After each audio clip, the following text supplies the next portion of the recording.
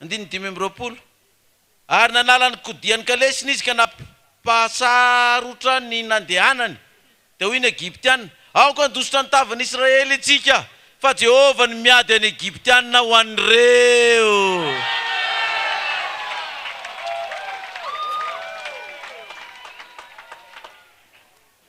Nanalany Jehovah ozy izy ny kodiany pneany izany hoe le teknika stratégie rehetrarehetra le nataony zareo zany io le kodiny tengenany tsy nisy naomby nanalany Jehovah ny kodiany rehetrarehetra ozy izy tsy afaka nandroso intsony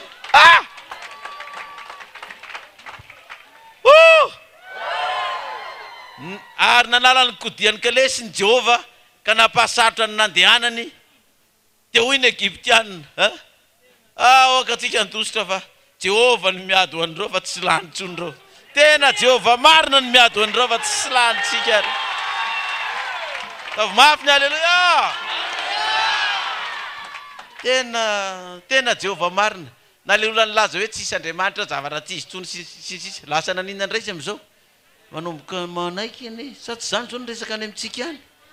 Ohatra ny tao anaraka anareo ihany zay bazadino zay tsy efa zany nataon'ny olona any zao hoe mba tsarovo zay zay nge anampy anareo ihany fa aza matahotra ho avy eo ihany zay sasa zany efa te andefa mbola noho ny ampo dia mbola maninona fotsiny aloha mbola matahotahotra fa hiteny am'izay ry zareo am'izany dia nahinjitra ny tena zany vao manomboka ny 7 oktobra namaky ny tany maina tsika zany hoe mandritry ny fifidianana zany tsika dia mamaky tany inona zany ny rindrina roa ny ranomasina ny rindrina kavisy amin'inona ny akavanana dia inona am'izay nytony ary 19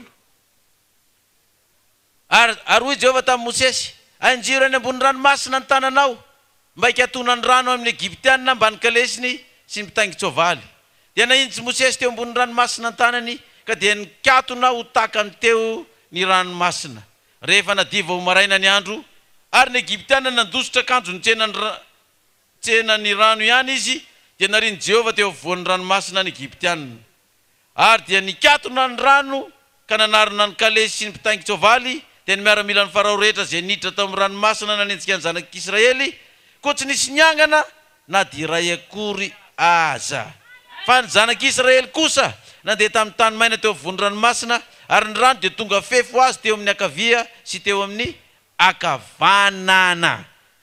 Hoy Jehovah tamin'ny Mosesy 19 ainjano eny ambony ranomasina ny tananao mba hikatona ny rano amin'ny Egyptianina mba nikalesiny sy ny mpitangy tsovaliny. Zao ny dikan'izany. Rehefa vita ny fifidianana anomboka ny fifidianana ainjitra ny tena 7 oktobra maninona ny tena ainjitra anjiro zalahy ny tena 7 oktobra zany ainjitra ny tena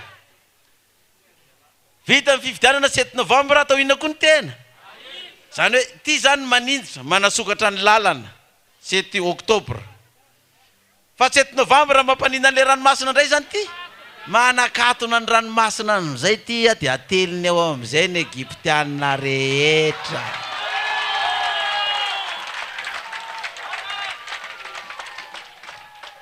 Grave zany wala be zany amin'ny 7 oktobra sokafana ny ranomasina 7 novambra atao inona ny ranomasina satria 7 novambra io iazakazaka daholo an'ireo Egyptianina reo mba hiditra ao koa hiditra ao koa izy amin'ny 7 novambra iazakazaka hoe andao hijery ny fanisambaty fa lasatsika io ndao angena fa lasatsika io samy mihaino ny vokatra daholo hoe lasatsika io miditra amin'ny ranomasinatsika.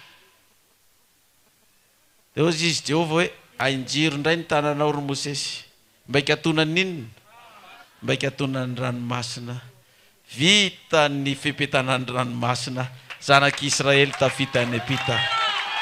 Azo ny dera sy voninahitra mandrakizay. Haleluya, haleluya, haleluya. Dia hoana ny amaranany azy ato tiany namaranany azy ato 9:30 izany namonjeny Jehovah ny Israely tamin'izany andro zany mba tsy ho azo ny Egyptianina ary hitan'ny Israely teny amoron'ny ranomasina ny fatin'ny Egyptianina. Ary rehefa hitan'ny Israely ny asa lehibe izay nataon'ny tanan'i Jehova tamin'ny Egyptianina, dia natahotra an'i Jehova ny olona kanino an'i Jehova sy Mose sy mpanompony. Meo voninahitra ilay mpanjaka ny mpanjaka. Halleluja! Halleluja! Dia zao ny lazany azy. Tsy resantsika intsony ry Petera le bevava hoe za rangatsy hiara-maty aminao na iny kidonana iny kitranga. Avy aloha ra Petera sy ny ekipany.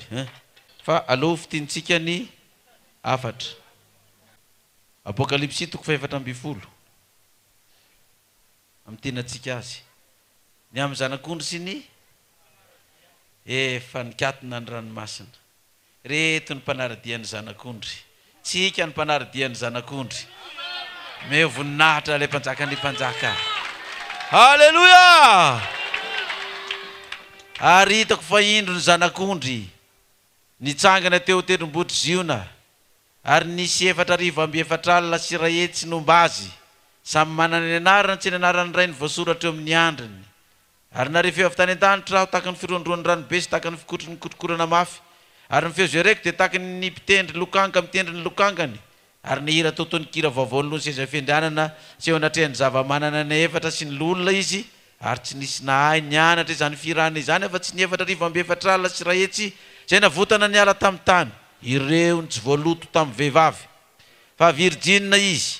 Ireo ny manaraka ny zanak'ondry naiza naiza no alehany. Ireo ny navotana avy tamin'ny olona voaloham-bokatra ho an'Andriamanitra sy ny zanak'ondry. Ary tsy nisy lainga hita teo am-bavany sady tsy nanantsiny izy. Mena voninahitra ilay mpanjaka ny mpanjaka. Ho azy ane ny dera sy ny voninahitra mandrakizay. Fa ireo ny tsy voaloto tamin'ny vehivavy fa virjina. Ireo ny manaraka ny zanak'ondry naiza naiza no alehany.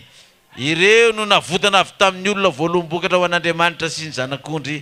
Tsy nisy lainga hita tao am-bavany sady tsy nanantsiny izy. Saotratsika ny tompo amin'izany afatra lehibe dia lehibe izany. Ary dia mbola averina eto amin'ny radiontsika rehetra eran'ny Madagasikara manomboka amin'ity vaninandro androany. Ny toriteny dia azo atao daholo any amin'ny fiangonana tsiraray avy samy manao ny perikôpantsika isika. Fa ny afatra mandeha amin'ny radio dia mazava fa dia ity afatra androany ity. Raha tsy misy bitsiky ny fanahy masina indray hoe apio kely n'ity indray, apio kely n'ity indray aloha, fa dia io ny afatra inoantsika zany mandrapatonga ny anasokafana ny rano masina 7 Oktobra izany. Ho azy ane ny dera sy ny voninahitra mandrakizay. Gataka tsika mba hitsangana ary ivavaka. Jehovah'Andriamanitra raha eo, misaotranao zay ny amin'ny afatra zay nomenao anay androany. Satria dia lehibe ny baiko zay nomenao ny zanak'Israely manao hoe lazao amin'ny zanak'Israely mba handroso. Lazao amin'ny zanak'Israely hoe aza matahotra ianareo fa Jehova hiady ho anareo fa anareo no angina. Misaotra tompo ny afatra zay nomenao anay. Fa ho ianao tamin'ny Mosesy hoe ainjiro ny tenanao any amin'ny ranomasina dia hisaraka ny ranomasina. Dia nataon'ny zanak'Israely, dia nataon'ny Mosesy tokoa izany baiko izany. Dia nihita ny ranomasina maina tokoa ny zanak'Israely ka tahaka ny rindrina roa mifanila ny ranomasina. Ary rehefa tafita ny zanak'Israely dia mbola namafy ny fony Farao ihany ianao Jehova. Ka dia nanenjika indray ny Farao sy ny maramila ny rehetra. Dia hoy ianao Jehova tamin'ny Mosesy hoe ainjiro any amin'ny vahoaka indray, eny amin'ny ranomasina indray ny tenanao fa hikatona ny ranomasina. Dia misaotra anao zay Jehovah'Andriamanitra raha eo. Fa manomboka ny 7 Oktobra dia injitra ny tehana ho any amin'ny vahoaka rehetra Madagasikara. Ary rehefa tonga ny 7 Novambra dia injitra fanondroany iray ny tena mba hikatona ny ranomasina.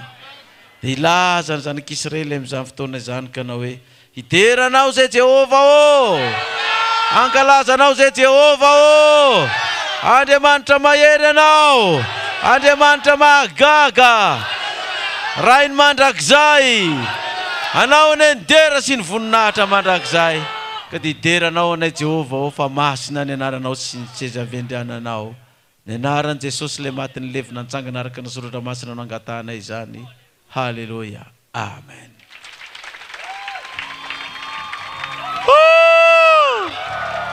Ura kura kabe.